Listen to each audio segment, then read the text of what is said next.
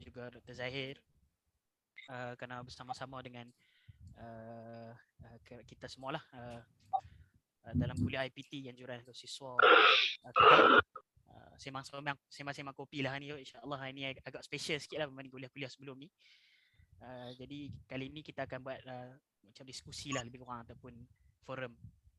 Dan tajuk ataupun fokus topik kita hari ni agak unik, dan mungkin orang-orang muda lah khususnya suka dengan isu-isu semasa.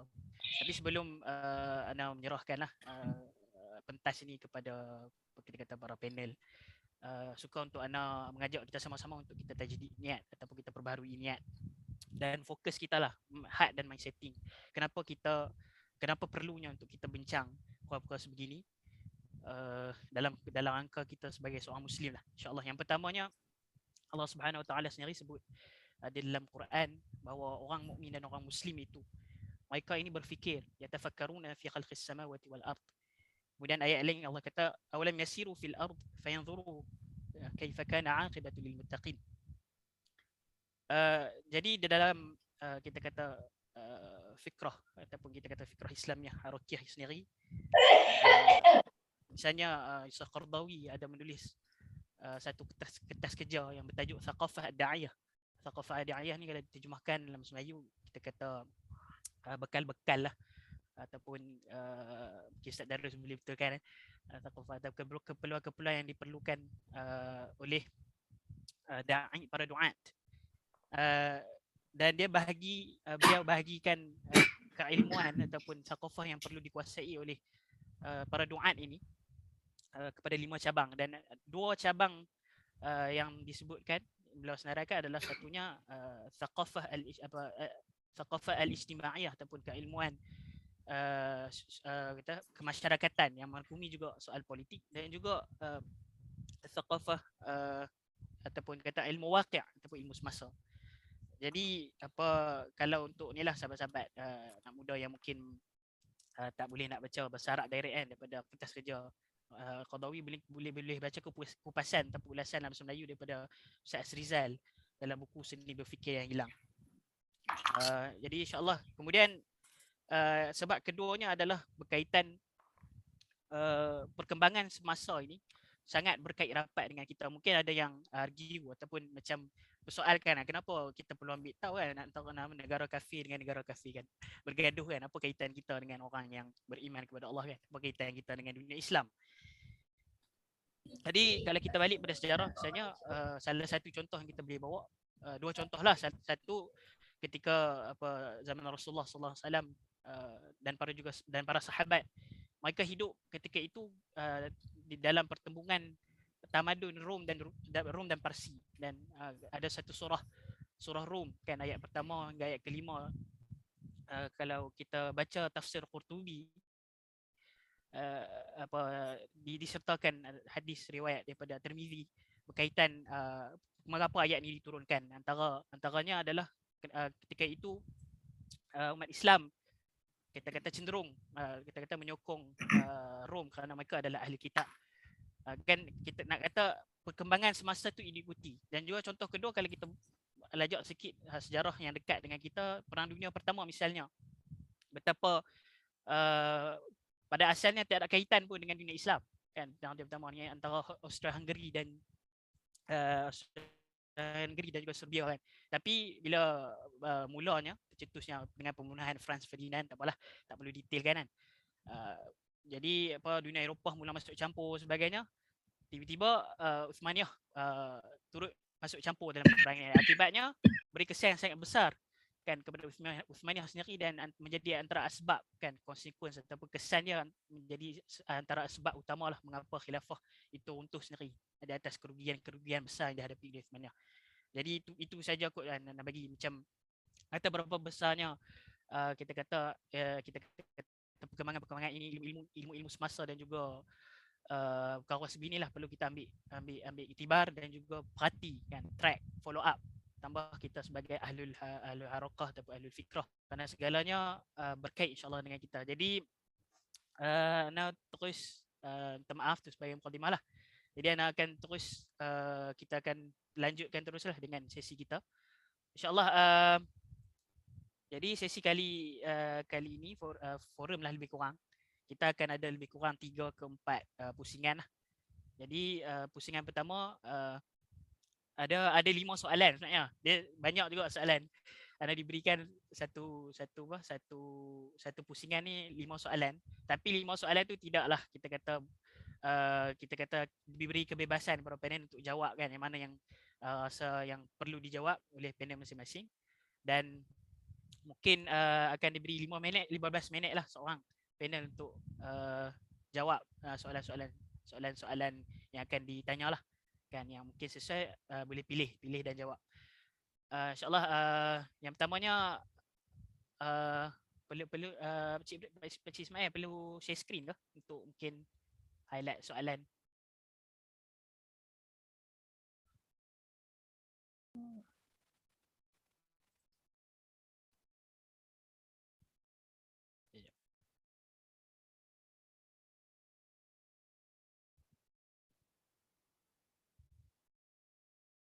Okey, tak perlu. Okey, insyaAllah. Ya, sekejap. Tengok.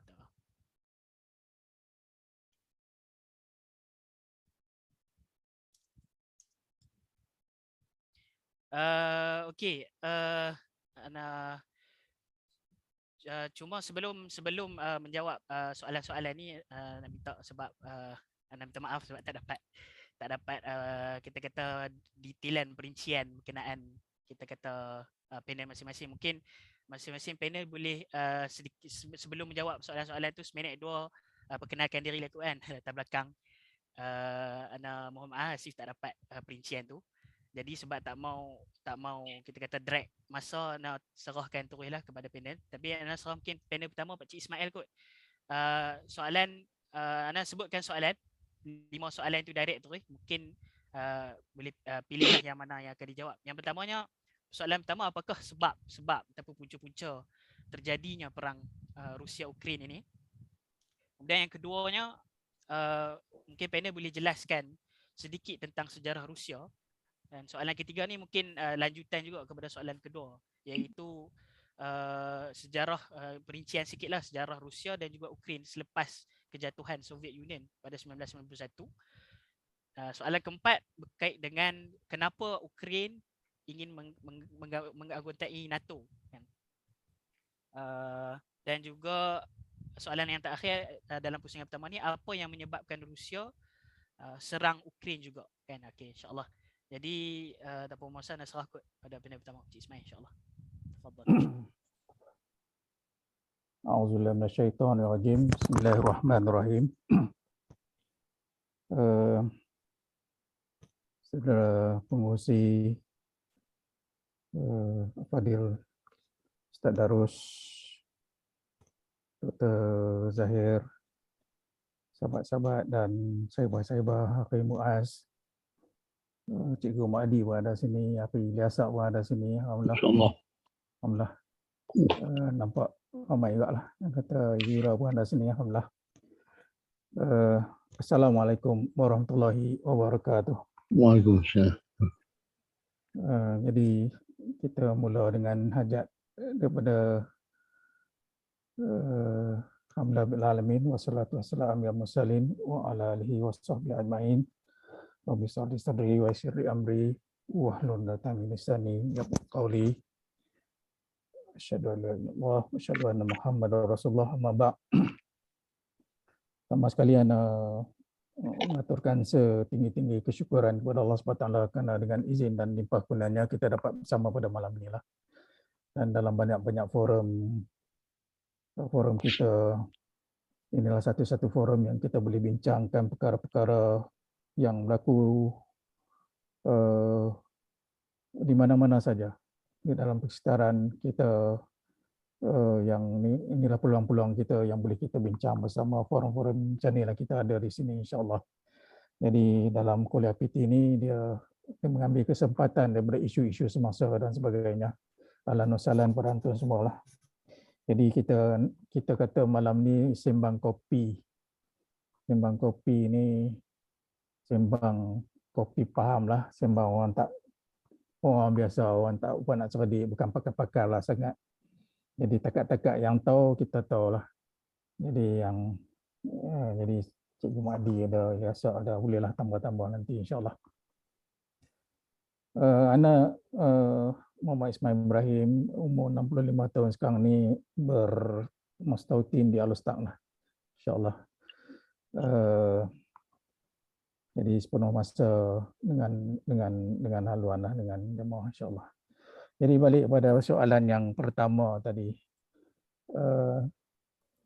balik kepada soalan pertama, kenapa peristiwa ini, ana rasa ni, kalau kita tengok balik kepada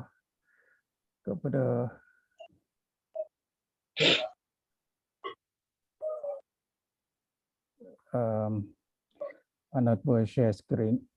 Oh, ana participant tak boleh, ni disable, ana tak boleh. Mas. Tukar setting. Boleh share? Boleh. Okey. Boleh ya? Boleh nampak ni? Ya. Okey. Dia kalau kita lihat peristiwa yang membawa kepada peperangan ni, sebenarnya dah berlaku awal lah. Mana ada beberapa perkara, beberapa peristiwa-peristiwa penting telah berlaku sebelum peperangan Ukraine lagi. Kalau kita lihat dalam nota yang anda sebut dia 1991, selepas kejatuhan Soviet Union, maka Ukraine pun jadi sebuah negara yang merdeka, yang independen. Kemudian pada 1994 adanya Memorandum Budapest Memorandum ini ditandatangani. Kemudian dia ada 204 Orange Revolution. Orange Revolution ni dia overturn, maknanya dia tidak menerima keputusan pilihan raya yang mana pimpinan pada ketika itu berpihak kepada Rusia, maka mereka telah adakan satu revolusi Orange yang menolak kepimpinan yang berpihak kepada Rusia, itu pada tahun 2004. Kemudian pada tahun 2008 NATO telah menyatakan hasrat Ukraine telah menyatakan hasrat untuk menjadi ahli NATO, dan telah pun secara dasar itu telah dipersetujui oleh US pada tahun 2008 itu. Kemudian 2013 berlakunya Euromaidan protest, sama juga. Kemudian 2014 Rusia mengambil alih Crimea, satu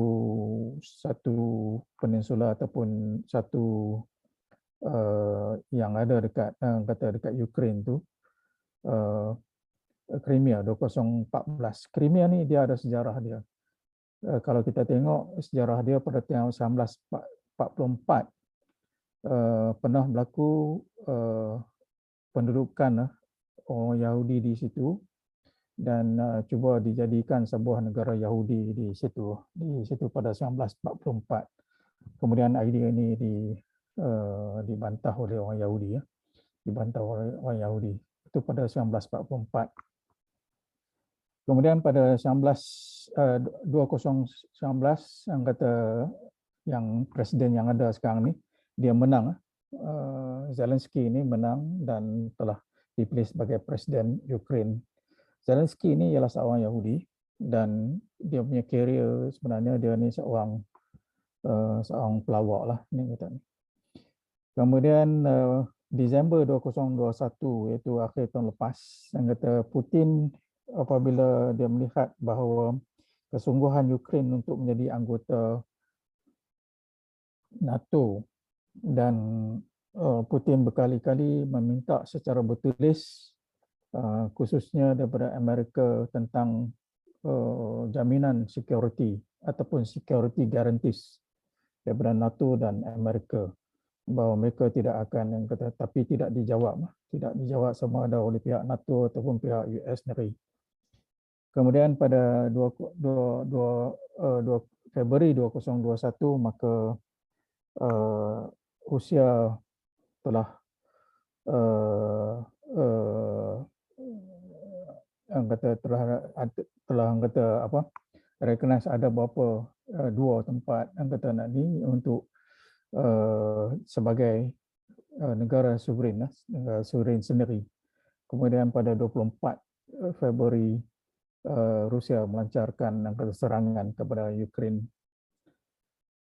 Kita begitu juga dalam dispute ni, makna dia pertelingkahan yang berlaku di antara Ukraine ini bermula daripada awal 90-an. Selepas yang kata Ukraine Soviet Union itu dibubarkan, maka Ukraine menjadi sebuah negara yang tersendiri. Dan antara dispute ataupun pertelingkahan yang berlaku ialah di Ukraine sendiri ada berapa loji nuklear, lebih kurang ada tak silap ada 14 ataupun 15 loji nuklear di Ukraine. Dan Ukraine meminta anggota Rusia bertanggungjawab untuk disarmament, maknanya merongkai yang kata loji nuklear tu di Ukraine, tetapi Ukraine tak ada yang kata nak ni. Jadi itu permulaan awal. Kemudian begitu juga tentang masalah pembahagian ataupun tempat-tempat di Laut Hitam, Lautan Hitam, Black Sea itu, yang kata antara Rusia dan juga dengan Ukraine itu sendiri. Kemudian begitu juga dengan masalah ekonomi banyaklah yang kata nak ni. Nanti kita sebutlah. Kemudian pada tahun 2000 ke atas ni berlakunya beberapa pertelingkahan lain berkaitan dengan ada satu dia panggil Tulsa Island pun ada. Kemudian dispute tentang gas dispute yang kata pada tahun 2005 yang mana Ukraine dikatakan tidak membayar Rusia berapa juta lah kata kepada Rusia. Jadi ini merupakan pertelingkahan yang sudah berlaku pada tahun 2000 sudah ada. Kemudian maka kemudian dah jadi regional breakdown pada tahun kemudian pada tahun macam tadi saya sebut pada tahun 2004 2005 tu US support Ukraine membership di NATO.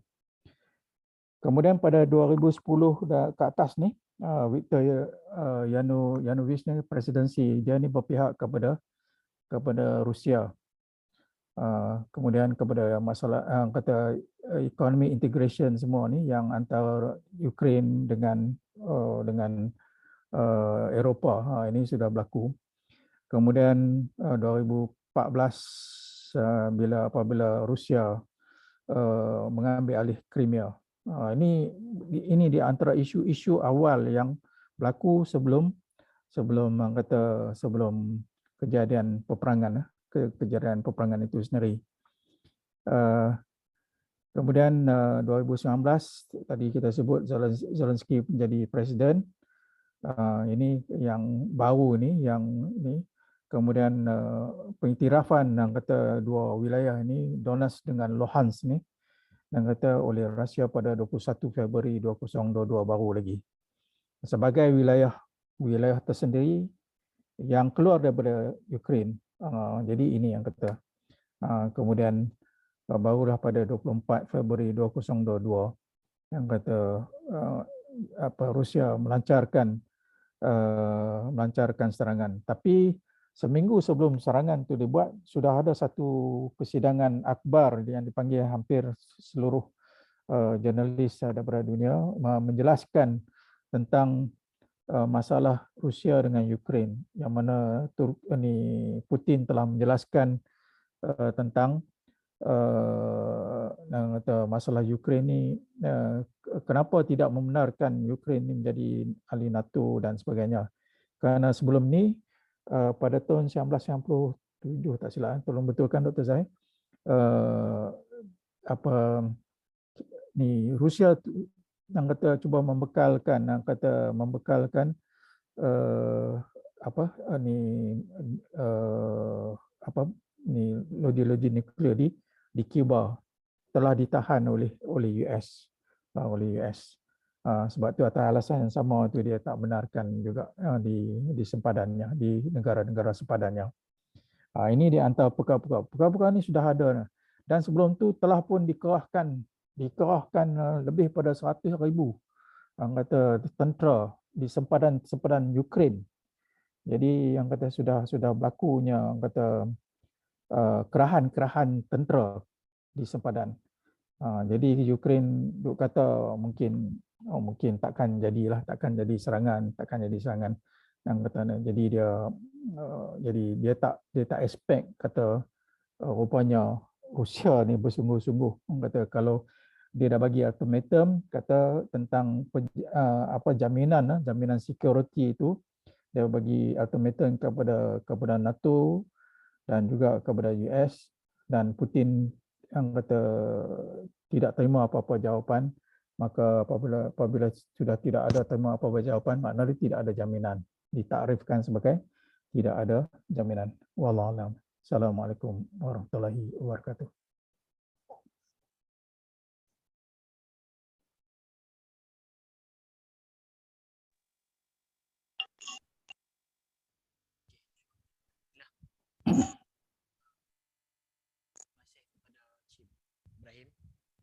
Atas penerangan tadilah kan mengapa. Tak apa, clear lah Izidin.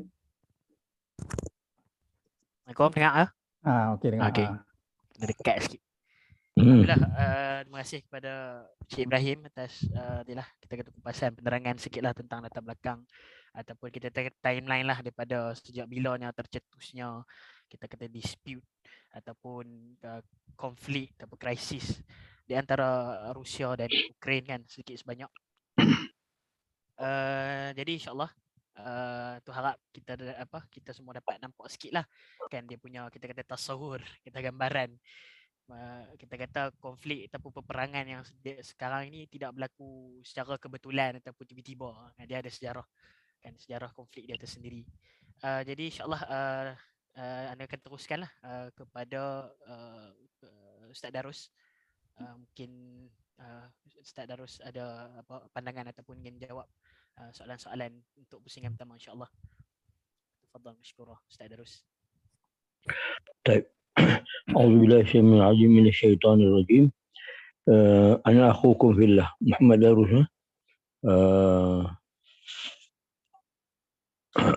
Sudah berpindah ke Selangor insya-Allah. Baik ya.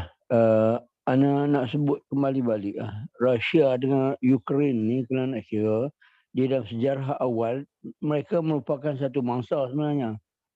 Satu bangsa, dan terasasnya kerajaan Rusia yang besar tu pun dia bermula daripada Ukraine, daripada Kiev. Dahulu mereka di bawah satu bangsa ni bercampur-campur lah. Di antara Ukraine dengan Slavia, dengan Czech sikit sebanyak. Dan mereka mewujudkan satu tamadun. Ini cerita lama ni sebenarnya. Dia bermula sebelum lagi daripada pemerintah dia yang terkenal tu, Ivan Terrible apa nama. Tak boleh ingat Ismail.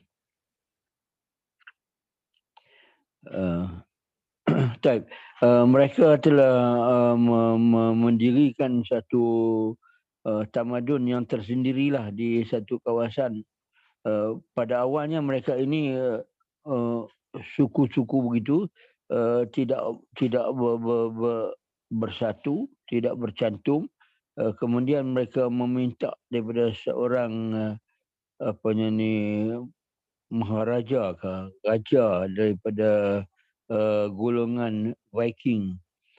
Ini cerita awal lagi. Sehingga dengan itu barulah terbentuk kerajaan di Kiev. Kemudian baru berpindah pergi ke Moskow. Moskow ni dia di pinggir, di tepi, di tebing sungai Moskow, Moskowa apa dalam bahasa dia. Kemudian di situlah mereka mendirikan satu kota ataupun ibu negeri kepada kerajaan Rusia yang baru mereka dirikan itu. Baik. Anda teringat balik di dalam beberapa pertunjukan seni budaya Rusia yang semua bangsa-bangsa yang ada di Rusia tu telah memperkenalkan seni budaya, tarian, nyanyian dan sebagainya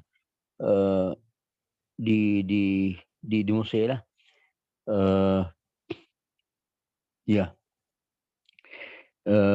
Dan mereka amat berbanggalah dengan penyertaan Ukraine. Ukraine membawa banyak budaya-budaya ataupun seni drama, seni pantun, seni syair, seni berbagai-bagai lah, dengan pakaiannya, dengan tariannya, itu mereka berbangga. Rusia berbangga dengan penyertaan bangsa Ukraine. Type. Kemudian wallahu alam bisawab, berlakunya keretakan di dalam Uni Soviet, maka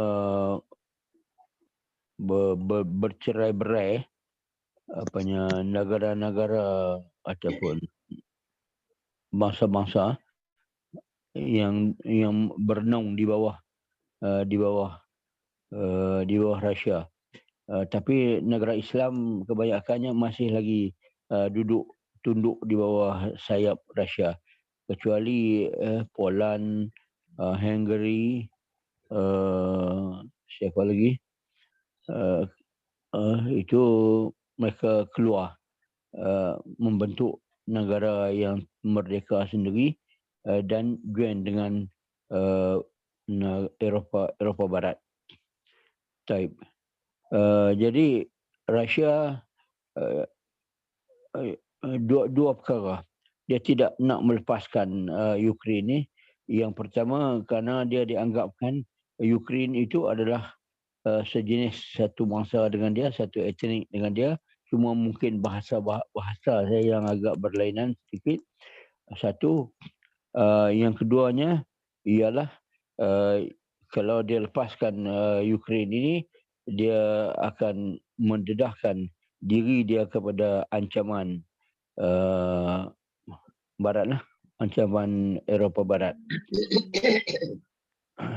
Tapi ana tertarik jugalah dengan komentar yang mengatakan bahawa berlakunya ancaman Barat terhadap Rusia ataupun Rusia ni mengancam Barat ni, dia adalah sebenarnya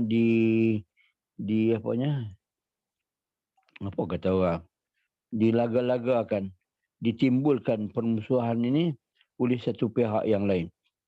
Ada yang mengatakan bahawa pihak ini ialah Amerika Syarikat sendiri. Dia tidak nak dunia ini tenang, damai, sebab dia merugikan dia. Sebab bila berlaku peperangan, dia boleh berniaga bermacam-macam lah. Di antaranya peralatan senjata dan sebagainya. Itu di antara perkara yang dia menangguk di air keruh lah. Itu biasa, bukan Amerika sajalah, negara-negara yang lain akhir-akhir ini seperti dengan Rusia sendiri pun, India sendiri pun sudah mula berniaga dengan peralatan dan senjata-senjata. buatan masing-masing. Baik.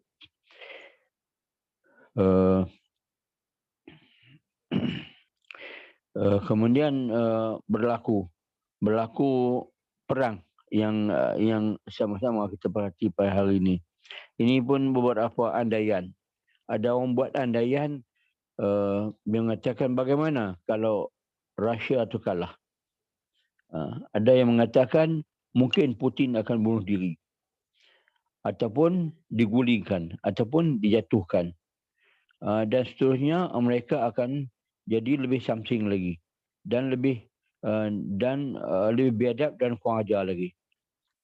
Setelah mana Rusia patah taring di satu ketika dahulu pun, mereka sudah jadi samsing, jadi kurang ajar. Apatah lagi kalau Rusia ni jadi seekor anak, maka dia akan lebih samsing lagi. Dia akan ketuk saja kepala siapa yang dia nak ketuk, terutamanya orang-orang Islam lah yang akan menjadi mangsa pertama dia. Nah, kemudian seandainya juga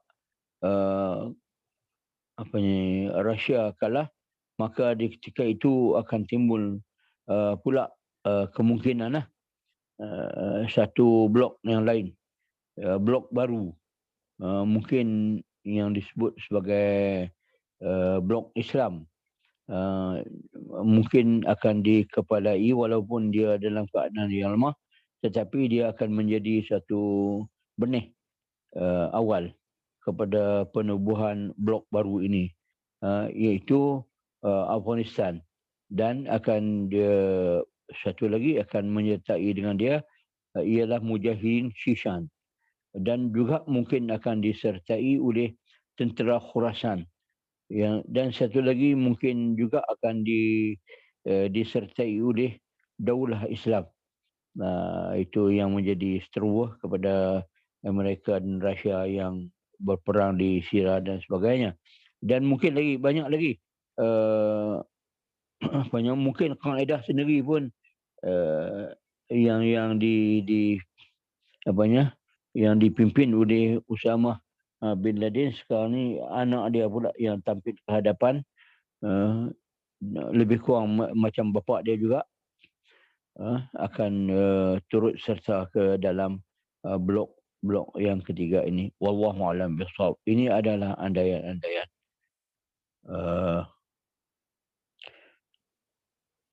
Setakat itu dulu kan, insyaAllah. Kali pertama. Wallahu a'lam bishawab. Jazakallah khair. Sadarus atas keputusan tadi. InsyaAllah nak lanjut teruskan kepada Dr. Zahir, insyaAllah. Tafadhal masykurah. Assalamualaikum warahmatullahi wabarakatuh. Saya pada Sidin dan juga rakan-rakan panelis, Ustaz Darus dan juga Ismail.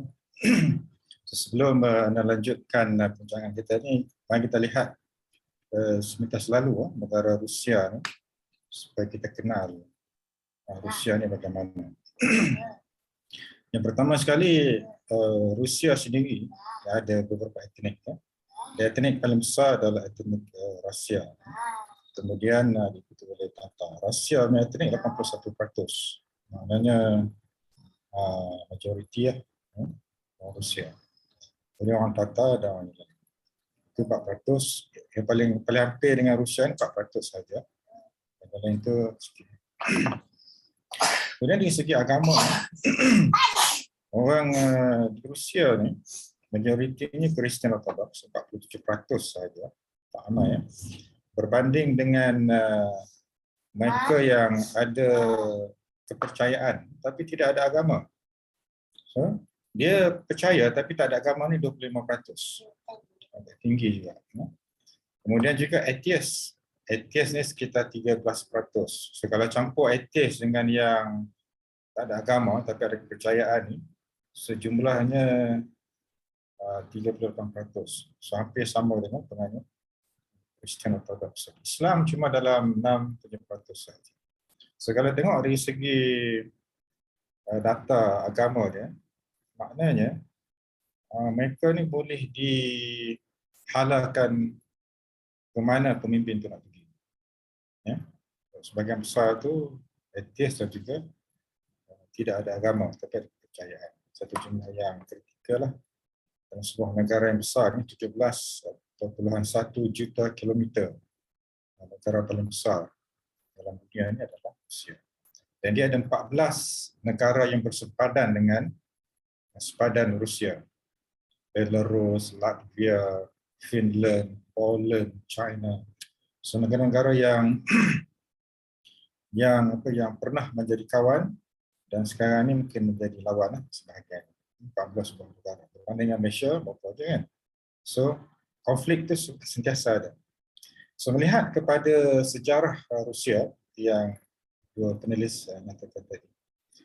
Rusia ini bermula pada 1879. Dan sehinggalah 2014 kita telah melalui beberapa proses pembesaran. Dia berperang. Sebila perang dia makin besar. So, kalau tengok sekarang ni berperang pada tahun 2022, kemungkinan besar sepadannya pun akan bertambah. Setiap kali lepas perang dia akan besar. Ya. Cuba tengok contoh, dia menjadi sebuah empire pada 1721 selama hampir 200 tahun. Pada tahun 1917 Raja Rusia ni, Tsar Rusia tu, dijatuhkan. Tapi proses nak jadi empire itu adalah hampir 200 tahun. So, lepas saja dia berperang, dia akan membesar. Dan mungkin juga kita akan lihat nanti selepas perang di Ukraine ni, sepadannya akan bertambah, kuasa yang lebih kuat dan keegoan Rusia ni semakin bertambah. Kemudian dari segi penduduk, Rusia ni tidaklah seramai Amerika. Dia cuma 145 juta orang sahaja. Itu kedudukan yang ke-9 dalam dunia. Walaupun jumlah penduduk tak ramai, tapi kawasannya terbesar. So, dia punya potensi untuk survive sendiri itu lebih banyak. Okay. Kemudian dari segi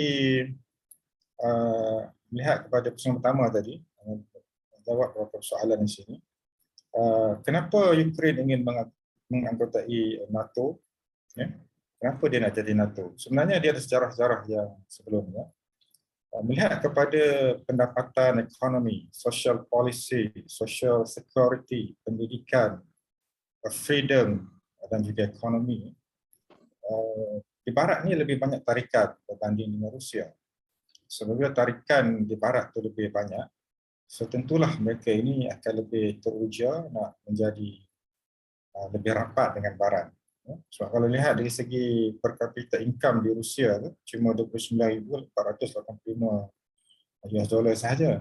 Kalau berbanding dengan negara atau yang lain atau Europe yang lain, seperti di Norway, Sweden, hampir 30,000, 40,000, 50,000, tinggi dari segi pendapatan setiap rakyat. Jadi tarikan-tarikan ini sebenarnya menjadikan orang-orang Ukraine ini lebih lunak dengan tawaran-tawaran yang diberikan oleh Barat, dan itu menjadi ancaman kepada Rusia sendiri. So, kalau lihat kepada perkara pokok, Rusia ini membuat keputusan untuk menyerang Ukraine, dia mahu tak mahu kembali ke security, negara yang akan merasa terancam, so dia akan mula untuk mencari jalan bagaimana memastikan negaranya secure, selamat, terus berancaman. Dan kita lihat pada masa ini, beberapa media, ada yang pro dan juga yang cons dengan Rusia ini, masing-masing cuba untuk menyampaikan maklumat. Kemudian media barat memang nampak bias, berat sebelah. Dan juga kita perlu cari juga sumber yang lain supaya kita dapat menyimbangi maklumat yang kita dapat di peperangan tersebut. Dan untuk soalan yang kedua, itu jelaskan tentang sejarah Rusia. Kesimpulan yang anda boleh buat adalah apabila berperang, sempadan Rusia akan bertambah. Peperangan yang berlaku ini pun melihat perspektif kekuatan militer, ketenteraan Rusia semakin bertambah dan dia akan rasa ego, akan terus mempertahankan. Okay, sebelum anda akhiri, anda kenalkan diri dulu. Lupa nak cakap tadi sudah. So, anda Zahid Zainuddin, sekarang tinggal di Melaka, bekerja sebagai pensyarah di Melaka. bidangnya kepakaran adalah bidang social policy. Wallahu a'lam bishawab. Assalamualaikum. Alhamdulillah. Jazakallah khair kepada Dr. Zahir dan ketiga-tiga panel lah. Di dalam kita kata menjawab lah, kita kata pusingan pertama 5 poin ataupun 3 lah, dan boleh ringkaskan tiga tema utama. Pusingan pertama ni adalah sebab kenapa perang Rusia Ukraine berlaku, kemudian tentang sejarah Rusia dan Ukraine sebelum dan selepas kejatuhan Soviet Union, dan juga keanggotaan NATO, mengapa Ukraine kenapa Ukraine begitu kita kata inginkan untuk join sekali dengan NATO. Okey, jadi suka nak untuk tambah sikitlah berkaitan dengan kita kata kalau di media barat ini, yang mainstream media lah, yang sering dipaparkan di media sosial dan di internet lah, yang datang dari barat, BBC, CNN, mereka kita kata mempamerkan lah Ukraine ni sebagai kita kata mereka cenderung untuk pro Ukraine lah, dan kita kata nak memaparkan kepada masyarakat barat bahawa Rusia ni rakus perang. Tapi satu lagi aspek yang tidak diketengahkan, jadi media-media alternatif seperti kita kata yang pro Middle East ni, macam Al Jazeera ataupun RT World kan, milik Turki, cuba mengimbangi perspektif ini, dan Turki pun sebenarnya menjadi pengimbang jugalah, kerana mereka Turki ada kepentingan ataupun ada kita kata ada saham lah kepada dua-dua pihak, Rusia dan Ukraine. Tapi misalnya kalau balik pada sejarah, boleh nak tambah sikit seminit dua. Perspektif dari Rusia ni, misalnya kalau lihat sejarah sejak kita kata World War II ataupun Perang Dunia Kedua ini, kita kata penubuhan NATO lah pada 1949 ni, dia ditubuhkan kita kata sebenarnya macam nak mengimbangi kuasa Soviet Union kan selepas World War II. Jadi US lah antara kita kata dalang utamanya untuk kita kata berpakat dengan Western countries, negara-negara barat ni untuk tubuhkan NATO, untuk mengimbangi Soviet Union. Tapi bagi Soviet Union kita kata sampailah kita sejarah Rusia hari ni, mereka sebenarnya dalam Perang Dunia Kedua ni, mereka ni antara yang kita kata boleh kata yang paling terkesan lah daripada Perang Dunia Kedua, tambah-tambah dalam memerangi Jerman dan juga mendapat benefit kepada Eropah. Tapi melihat reaksi dia orang terhadap penubuhan NATO ni seakan-akan pengkhianatan kepada mereka, sedangkan dia orang ni berperang sama juga dengan Europe untuk menentang Jerman pada World War II, tapi mereka pula bersepakat untuk macam kita kata nak imbang kuasa mereka kan. Tapi tak berhenti setakat itu. Satu lagi perkembangan tu terus berlaku. Kejatuhan Soviet Union pada 1991. Jadi kita kata objektif NATO asal tu kira dah tak macam kurang relevan lah, sebab Soviet dah tak ada. Kan Soviet dah tak ada. Tapi US masih menggunakan NATO. Kan NATO dia utilize lah. Yang ni berdebatan dengan apa yang Dr. Ustaz Darul sebut tadi lah. Kita kata barat ni cuba nak kita kata memperkembangkan kuasa dia kan. Kita pengaruh dia di Eropah. Jadi NATO itu terus diperkembangkan, bukan setakat kita kata habis Soviet Union tu dia tak berkembang, bukan mengundurkan NATO ataupun kita kata maksudnya dah tak relevan kan, Soviet dah tak ada, tapi dia berkembang kan. Banyak lagi negara yang dimasukkan ke dalam NATO, dan sehingga hari ini dia memberi ancaman lah kepada Rusia, khususnya persoalan security, dan ada sebab-sebab lain yang disebut oleh Pak Cik Ibrahim tadi kan, tentang kita kata nuklear, adanya kita kata logi nuklear dan sebagainya. Jadi itu antara satu sebab lain lah, mengapa Rusia ni dia rasa terancam kan, dan dia rasa negosiasi yang berlaku sejak bertahun-tahun, berdekat-dekat lamanya dengan NATO, dengan Eropah, dengan US ni macam tak berkesan. Jadi keputusan Putin pada tahun ini, awal Februari itu, untuk menggunakan kekerasan ni adalah antara kita kata mesej lah kan, kata negosiasi ni dah tak dah tak kita kata tak berjalan, jadi kami guna kekerasan lah. Itu sedikit sebanyak insight daripada Ana lah. Jadi insyaAllah jadi kita terus ke pusing yang kedua, Cik Ismail. Anda nak sambung sikit boleh? Boleh insyaAllah. Okey, kalau anda nak sambung dari segi NATO, kita tengok bahawa ada 30 negara yang menganggotai NATO ni pada 1949. Mula dengan Belgium, Canada, Denmark, France, Iceland, Itali, Luxembourg, Netherlands, Norway, Portugal, United Kingdom, United States, semua 1949. Lepas itu barulah Greece masuk 1952. Lepas itu Turki masuk 1952, Germany 1955, Spanyol 1952, 52 juga, Czech Republic 1999, Hungary 1999, Poland 1999, Bulgaria 2004, Estonia 2004, Latvia 2004, Lithuania 2004, Romania 2004, Slovakia 2004, Slovenia 2004, Albania 2009, Croatia 2009,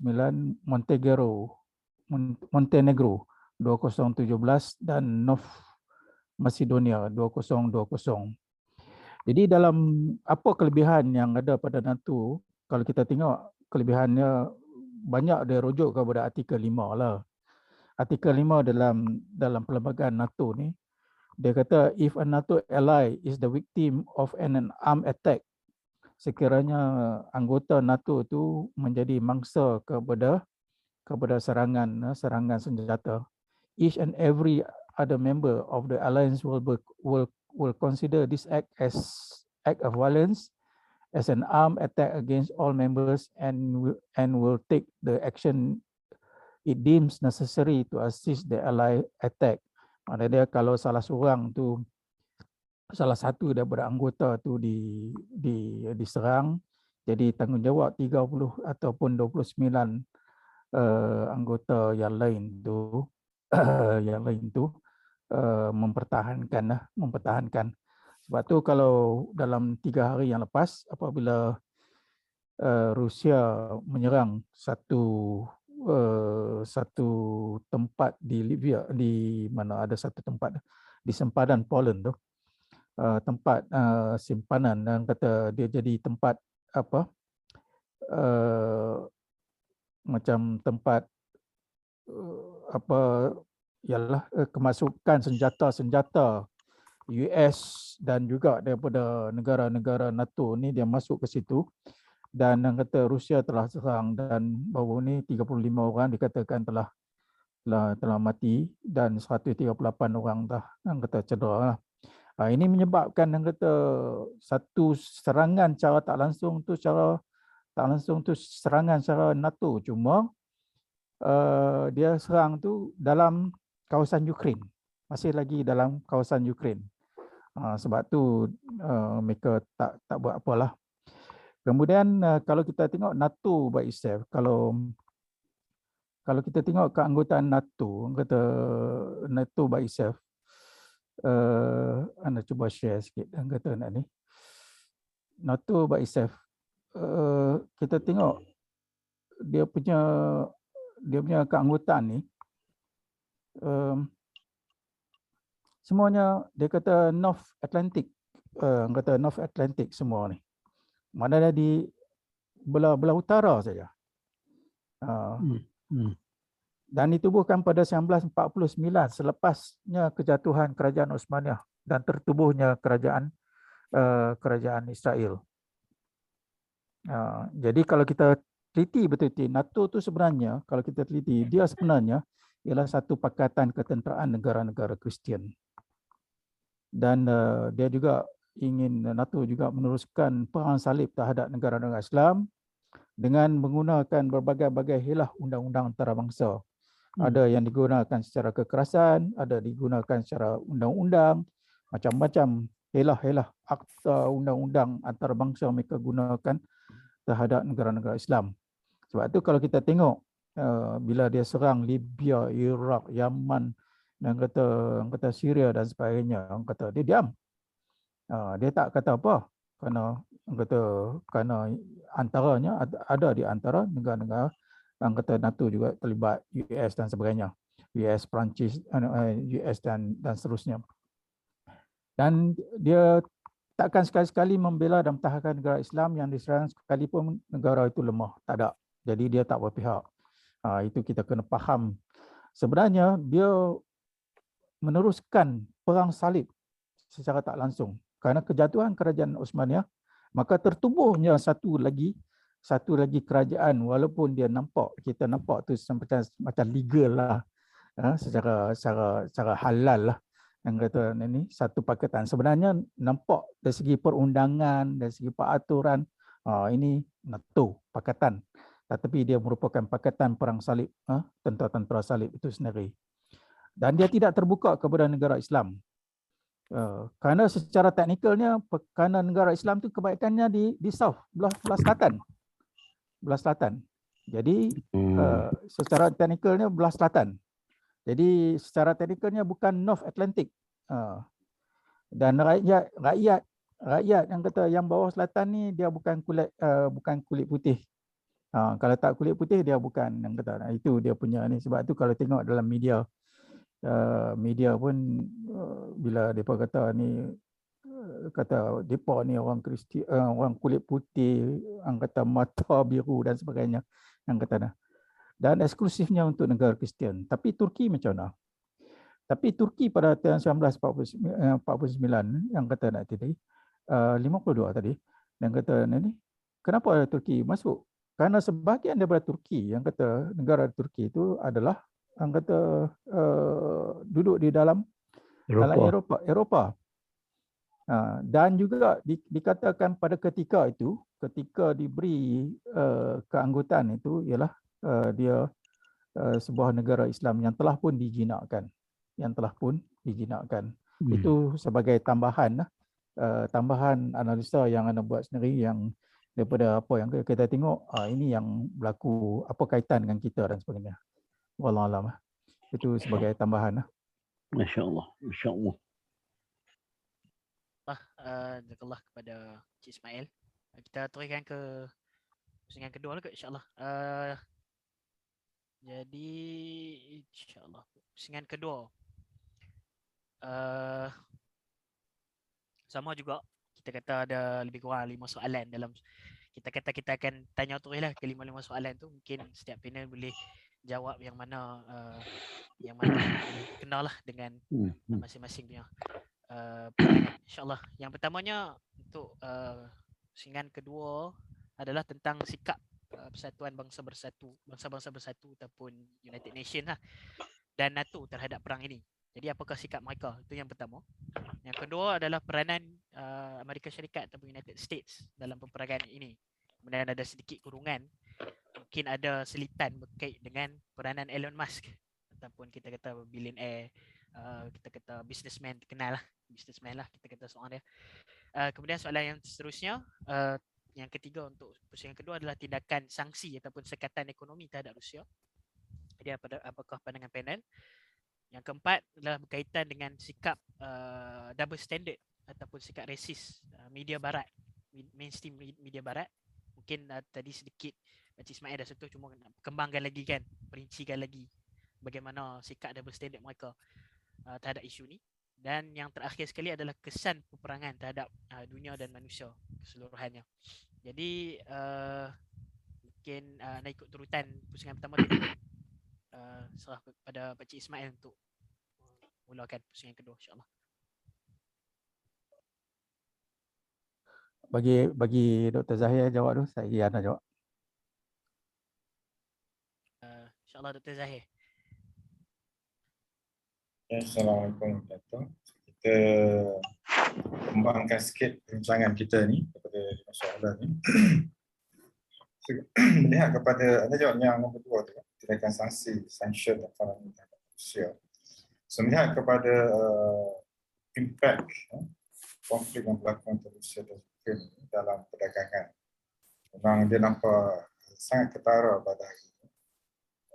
tindakan segera dan pantas daripada Amerika dan rakan-rakan sekutu dia, menyebabkan sekatan yang dikenakan kepada Rusia ni agak menurun. Pertama sekali dari segi shipping disruption. So, kapal-kapal yang berlayar di seluruh dunia ni bawa saja nama Rusia sudah ditahan lah termasuk dari Malaysia baru-baru ni. Tapi kepintaran manusia ni kadang-kadang melebihi kepintaran pihak yang lain. So, kapal tu boleh juga datang ke Malaysia, berlabuh di Malaysia, tapi dah tukar nama lah. So, itu antara kepintaran-kepintaran yang ada dalam strategi menguruskan gangguan kapalan Rusia. Itu juga dengan ruang udara, penerbangan Rusia yang tidak dibenarkan oleh negara. Itu pun satu perkara yang mengganggu juga dari segi keluar masuk masyarakat Rusia dan bukan Rusia. Ada juga gangguan. Kemudian juga sanction terhadap perbankan dan juga kewangan. So dia punya nampaknya dari segi sekatan ini agak besar, sehingga kan Rusia terpaksa menggunakan sistem yang ada di China, dan juga sistem yang lain lah seperti cryptocurrency, dan juga menawarkan harga yang sangat bertakutan kepada beberapa negara untuk membeli produk. Kemudian juga kita lihat dari segi bagaimana pengurusan pandangan awam terhadap konflik Rusia dan juga Ukraine ini yang nampak itu tak seimbang. So dari segi sekatan-sekatan ekonomi yang diberikan pada hari ini oleh pihak Barat kepada Rusia, kita lihat dari segi peranan Rusia ni dalam global economy tidaklah begitu besar. So dia dianggap sebagai minor player saja, pemain yang kecil saja, kerana ekspor ataupun punya hasil utama yang besar adalah minyak dan gas. So dia menghantar 40% gas ke sebelah Eropah dan juga 20% minyak ke sebelah Eropah. Dan tindakan memberikan sekatan ke Rusia ni dilihat memberikan kesukaran lah kepada Eropah untuk menguruskan ekonomi yang dinamik. Karena Rusia ni dia boleh bermain dengan sentimen minyak dan gas. Itu juga tindakan sanksi ekonomi ini menyebabkan Rusia juga bertindak balas. So dia pun menyeraikanlah 42 negara yang dianggap sebagai tidak mesra Rusia, termasuklah negara jiran kita. So di Asia Tenggara cuma satu sahaja yang ada. Malaysia mengambil pendekatan yang berbeza, so tidak disebutkan nama Malaysia dalam senarai tersebut. Tapi kita juga harus melihat berhati-hati, kerana apabila kita sukar ataupun kita tidak membuat keputusan yang betul dalam konflik ini, ia akan berkesan besar kepada pelaburan asing dalam negara kita. Okay, dari satu lagi dari segi yang kedua tu, sekatan ekonomi Rusia ni, kemungkinan besar berlakunya rencatan dalam gangguan rangkaian pemakanan. Rusia ni tidak seperti China. China ni dia macam-macam. Dia keluarkan produk makanan dan pertanian. So Rusia ni kalau tengok kepada iklim dia yang sejuk, banyak sejuk lah. Jadi dia punya pengeluaran bahan makanan utama ni lebih kepada China, sebelah Asia. Dan peranan Rusia untuk menyekat ataupun menghalang pengeluaran keluar daripada negara dia, makanan-makanan ini tidak memberi impak yang agak ketara kepada negara kita khususnya ataupun Asia. Kalau sebelah Eropah sana mungkin kesan yang besar, tapi itu tidak kesan kita. Dan satu lagi adalah bagaimana Rusia ni boleh mengawal dua produk pertanian yang ada di Ukraine. Satu ini adalah gandum, yang keduanya adalah jagung. So ini makanan-makanan sudah Eropah sana lah.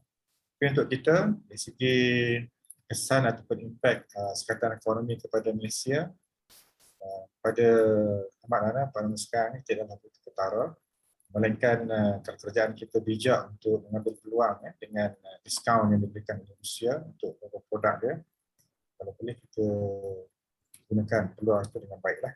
Tapi bagaimana juga peranan Amerika, dia tahu urusan Islam dengan Rusia ni, dia akan berancaman kepada perkara khusus perang.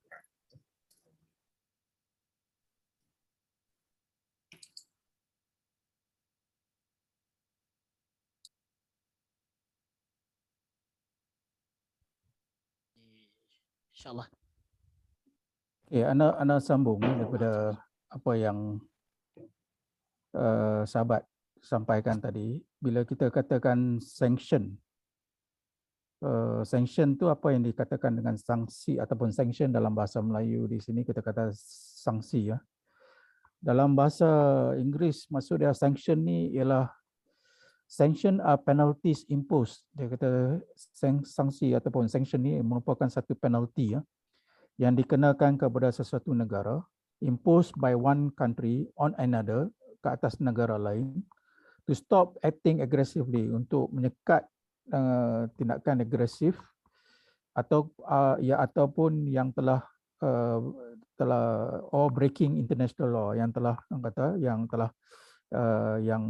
melanggar undang-undang antarabangsa. Dia among the toughest action yang kata nations can take short of going to war. Dia adalah merupakan satu tindakan yang agak keras dengan tidak berperang, dengan tidak keluar berperang. Jadi sebab tu kita tengok macam mana Dr. Zahir sebut tentang sanction ni pentinglah. Tapi kalau sejarah dari segi sanction yang ada pada ni, sejarah US sanction ni dah 43 sanction dah. Dah 43 sanction dah yang US dah kenakan, termasuk ke atas North Korea, ke atas Cuba, ke atas yang kata banyak negara-negara yang kata yang, dan Rusia ni sanction saya ingat ini kali kelima lah dia kena sanction. Jadi bila kata sanction ni memang sesuatu alat yang selalu digunakan lah yang kata lah. Okey, yang itu satu kata ni.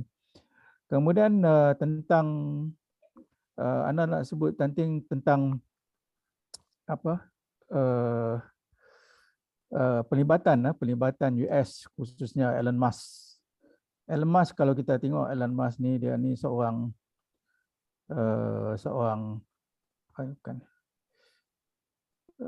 Elon Musk dia ni seorang kaya lah, billionaire. Tengoklah dia punya pendapatan saja pun 316.5 bilion. Itu pada November 2021 ni. Nilai dia saja. Dan dia ni pengasas kepada SpaceX. SpaceX ni maknanya dia ada roket dia sendiri. Dia ada tempat melancar roket dia sendiri. Dia kata itu dia ada. Itu sekali kita cerita. Kemudian dia juga sebagai yang kata CEO kepada Tesla. Tesla itulah yang buat kereta tanpa minyak dan sebagainya. Kemudian juga dia ni ialah Neuralink, PayPal, semua tu yang tu semua dia lah mereka. Dia ni dia seorang entrepreneur lah. Kemudian yang menarik tentang Elon Musk ni, dia bagi tahu kepada Amerika, dia kata dia nak tolong Amerika. Dia kata kalau hampa bagi kat aku boleh tolong hampa, tapi cara akulah. Aku akan gunakan teknologi yang terkini itu nak hancurkan yang kata Rusia. Dan dia kata salah satu cara ialah dengan aku guna dengan bukannya bom biasa, tetapi dia panggil satu bom yang disebut sebagai anti-matter bomb. Anti-matter bomb. Nanti antum semua rujuk lah. Buka balik dia punya video, tengok anti-matter bomb tu macam mana dia buat. Ini yang disarankan oleh Elon Musk untuk nak hancurkan Rusia. Itu di antara. Tapi tindakan dia adalah tindakan persendirian, tapi dia mengharapkan sokongan daripada Amerika. Tapi Amerika sampai sekarang tidak kata tidak benarkan lagi, tak minta dia masuk campur, kerana ini adalah urusan negara dengan negara. Dia kata kalau dia masuk saja dan menggunakan semua teknologi satelit yang ada tu, kemungkinan tu akan jadi perang dunia ketiga. Ini jadilah. Kemudian di peringkat yang di peringkat atas, satelit sama satelit pun sedang berperang sekarang ni. Satelit dengan satelit pun dah berperang, dan yang kata Rusia pun mengancam untuk nak menyerang satelit Amerika dan sebagainya. Dan yang kata ini pun satu daripada peperangan. Bukan saja kita nampak peperangan sekarang ni bukan sekarang cuma atas darat saja di Ukraine, tetapi dia melibatkan satelit sekarang ni, peperangan tu sendiri. Jadi kita kena baca keadaan yang ada sekarang ni. Ini sesuatu yang perkembangan terkini yang sedang berlaku ni. Jadi kalau kita tak baca, kita tak tengok, kita tak tahu. Jadi kita tengok atas ni. Tetapi dia sedang berlaku di yang kata nak ni. Yang kata di peringkat satelit itu sendiri sedang berlaku kata peperangan secara satelit itu sendiri. Jadi yang kata Elon Musk ni dia memang mengancam dan berkali-kali mengancam Putin. Dia kata sekarang ni kamu dia cabar yang kata Putin yang kata secara peribadi yang kata you fight me, don't fight with the Ukraine, but itu yang Putin tidak inilah. Ini di antara yang kata yang pelibatan Amerika. Memang Amerika sekarang ni dah hantar tenteranya, dan di antara tentera-tentera yang dihantar oleh Amerika sendiri ialah termasuk mercenaries. Ini mercenaries. Mercenaries ni ialah tentera-tentera upahan. 16,000 tentera-tentera upahan yang diambil daripada merata tempat, termasuk daripada Amerika, Australia, daripada negara-negara Eropah dimasuk, dan sekarang ni 16 hingga 20,000 orang telah masuk untuk bersama-sama dengan Ukraine. Ini mercenaries. Mercenaries ni lah yang tentera upahan ni lah merupakan salah satu daripada tentera yang kadang-kadang dalam peperangan kadang-kadang kita lupa. Kita ada nampak bahawa tentera yang ada tu tentera beruniform. Tetapi sebenarnya dia ada lagi satu yang jenis tentera upahan ni.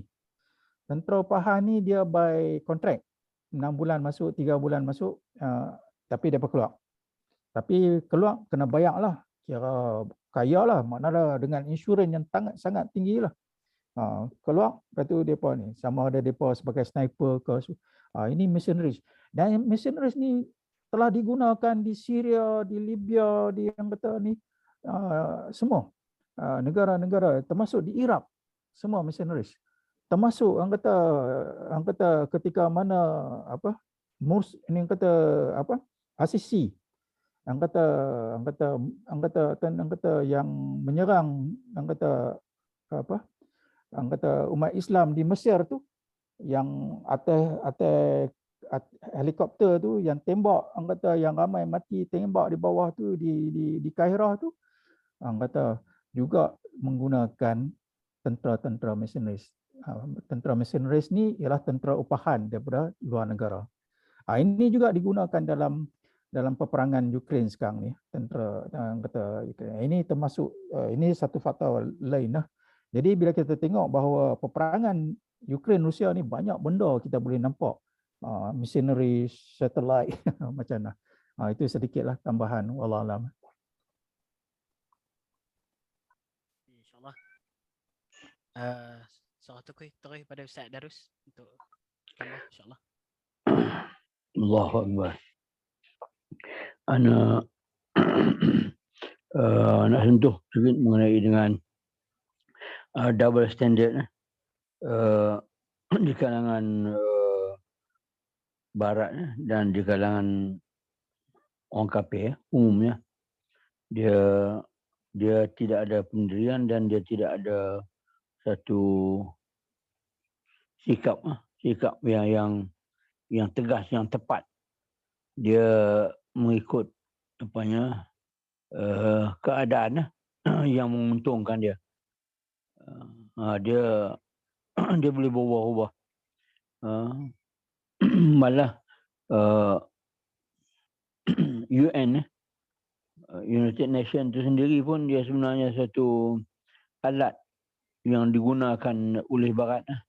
Dia lebih kurang macam kaldai, macam mesineri tu kan, tentera upahan Barat untuk bekerja dan menghancurkan umat manusia secara umum dan orang Islam secara khusus. Dan kita perhatikan tengok mana-mana badan-badan